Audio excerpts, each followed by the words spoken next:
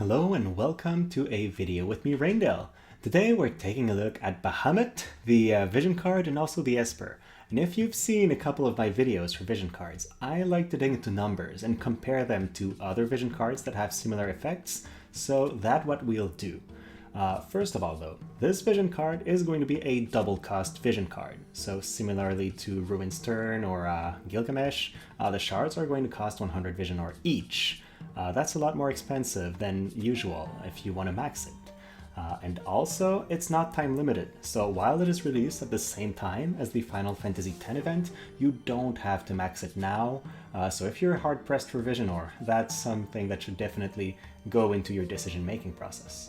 So let's begin by taking a look at the card's base stats.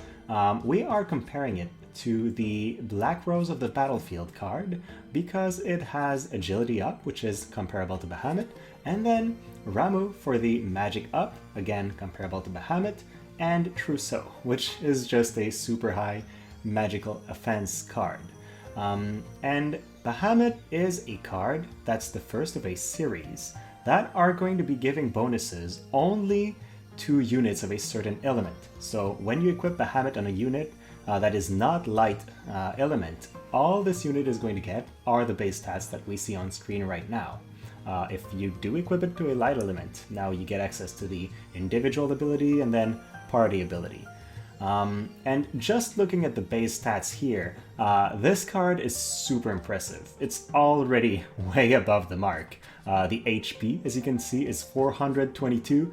That's close to twice what you're getting from the other cards. This is a bunch more HP. It's just always great. And we're not talking 10, right? This, a couple hundred might be the difference between living through one more enemy attack. So it's pretty relevant.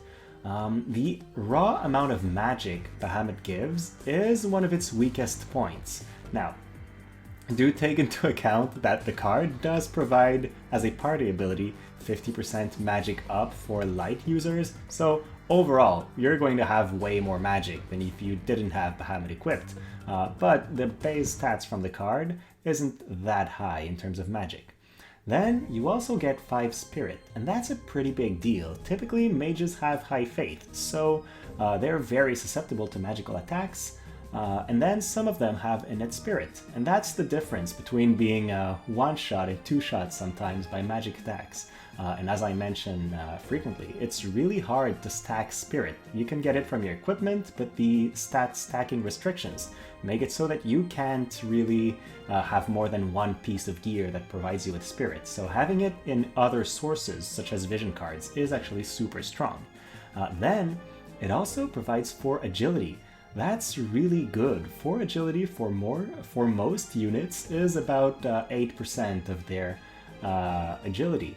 And it can be the difference between going before an enemy at a critical moment. So it's not something to overlook. And then you get a little bit of luck, which is going to help a little with accuracy and evasion. So not a bad stat to have overall. So just looking at this, the card is super good, and I would actually see myself putting this card on a non-light mage, while you have other units in your team that could benefit from the agility up and magic up, just because it has some agility and spirit, which are really strong. So yeah, just the base stats are pretty impressive. But when we go into the party abilities, that's when things start becoming a little bit crazy.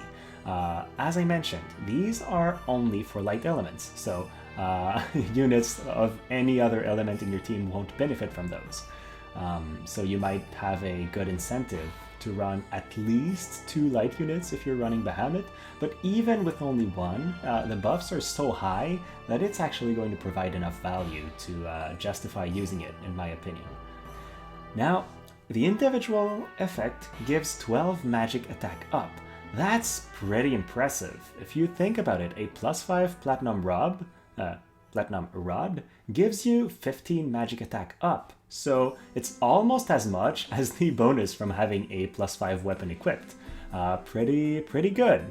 And then we will have a global exclusive bonus where he will also give max HP up. Now, we don't know what the amount is, so it's hard to evaluate exactly how strong it's going to be. But in the next slide, I'll be showing the base HP for a couple units, so we can evaluate what that might be.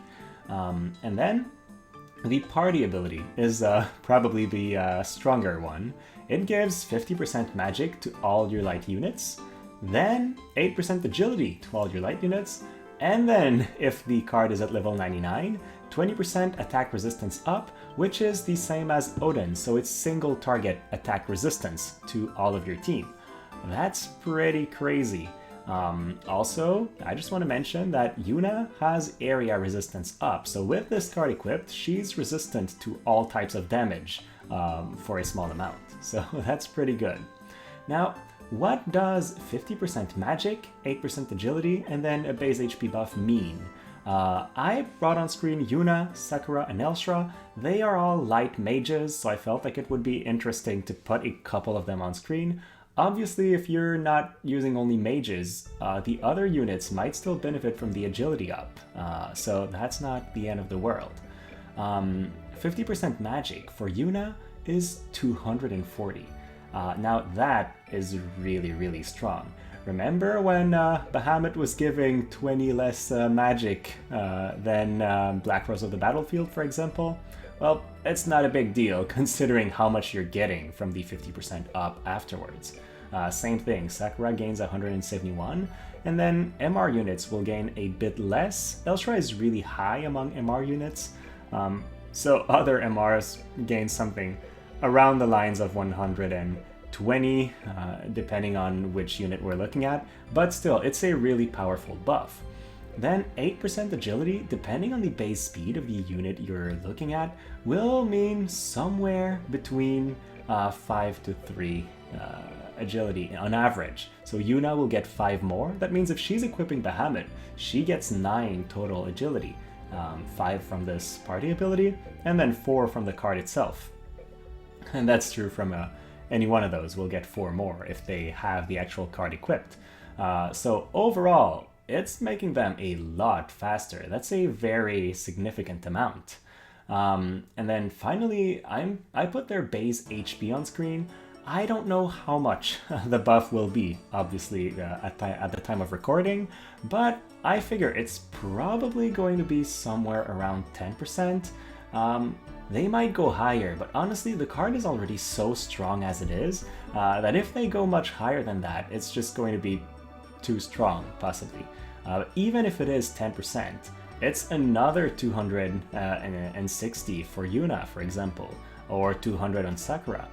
Now keep in mind, the Vision card itself had almost 200 more HP than the average Magic Vision card. It was sitting over 400.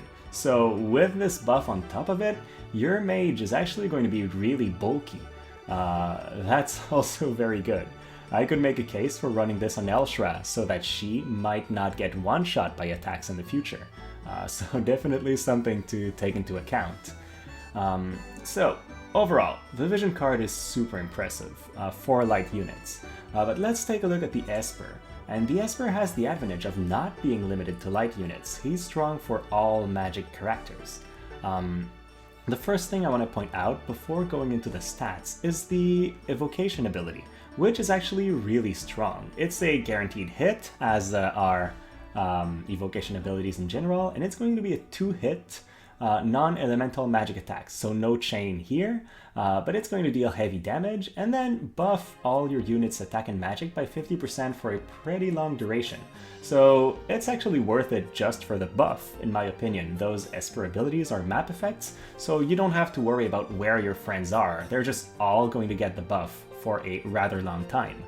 Now, if we look at the stats, I am putting the stats for Bahamut at 3-star, and then the stats for Diabolos and Ramu when their 3 stars will be released. They do not get their 3-star update immediately, but they will in the next couple of months. So I think it's fair to compare them with those, because otherwise, right now, we don't have any Esper that's comparable to a 3-star Bahamut. He's just way stronger than our 2-star Espers. But in the future, there will be other comparable options, so that's what we are taking a look at now. So he's going to have average HP compared to those. slightly low magic compared to those, but not the end of the world. But what he has that's super strong, again, is his agility. He's at 19, so that's 4 more than Ramu, and 5 more than Diabolos. So he's going to make your team act quicker. Well, at least the unit that has it equipped. So we're staying in a theme here. He's comparable and competitive in terms of HP and magic, the 2 other stats we would pay the most attention to, but the gap in agility is what really makes him strong. So that's something that's very good as well. 19 is a very high amount of agility. Then I am bringing up his board. I have made a kind of offensive build that I thought was interesting, but we can look at the whole board. He is comparable to Udden in that he has Human Killer. So with him, we now have access to an Esper that gives Human Killer for mages, and that's super strong.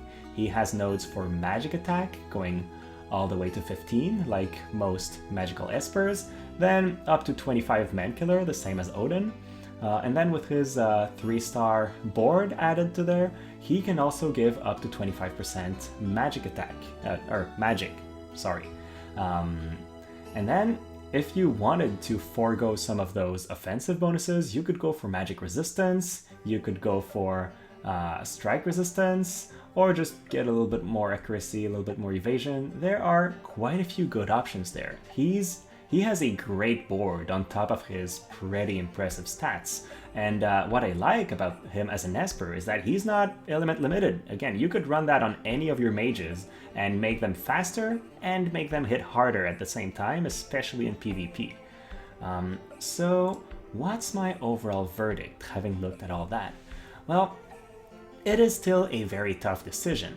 And what I will say is, the decision to invest into him now or not should really depend on 2 things. What do you want in terms of time-limited stuff for the Final Fantasy X collaboration? In the long run, in another year from now, you're probably going to have had the chance to max Bahamut, even if you don't go for him now. But you might not have the chance to build your Final Fantasy X units as easily over time. So that's one thing. And then the other thing is, are you a fan of light team? Are you going to be running light teams? If you are, and if you're trying to go for Yuna and make her as strong as she can possibly be, or if you're a big fan of using Sakura and Elshra and other light characters, and I'm naming light mages, but honestly, if you're a big fan of Thancred, Warrior of Light, and other light units like Cecil, he's also super strong just because he increases agility for light units, and that's a great bonus by itself. So yeah, let's go over the points here. He is unequal for light teams. I think we can all agree that he's the strongest thing that we've ever seen in the game for those specific units at the very least. He improves offense, defense, and speed just with the vision card, and that's really strong.